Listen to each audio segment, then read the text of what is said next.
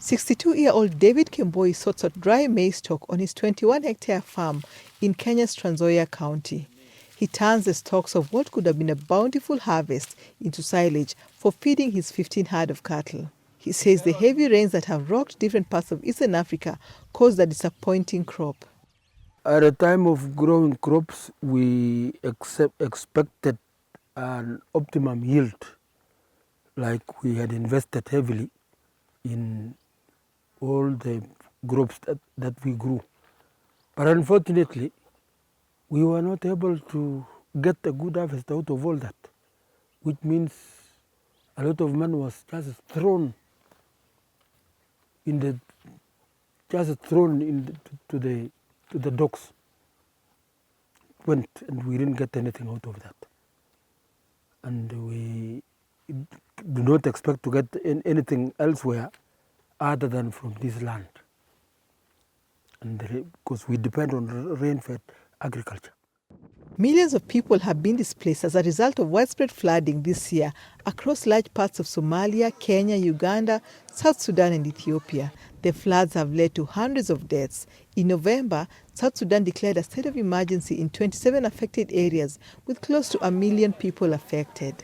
The Kenya Meteorological Department attributes the rain to an irregularity known as Indian Ocean Dipole, an oscillation of surface temperature of the sea, which brings weather extremes to countries neighboring the Indian Ocean. Bernard Chanzu is the Deputy Director of Kenya's Meteorological Services. He says nearly all of Kenya has received above average rainfall this year.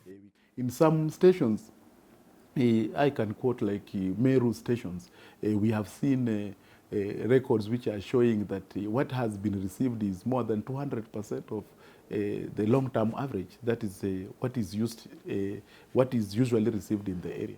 With levels of carbon dioxide in the atmosphere climbing to new heights, Dr. John Recha, a scientist specializing in climate and agriculture research, says Africans can expect more extremes in years to come. We will therefore have more effects of climate change affecting the weather patterns, specifically the rainfall patterns. The climate change will be more intense, and therefore the climate variability that is having these extreme events and of the drought and the floods will be more frequent and even more intense going into the future. So that means it will affect different sectors in different ways, right from the health sector, agriculture, energy. The solution for Kemboi and other farmers, according to experts like Recha, lies in adapting to climate change.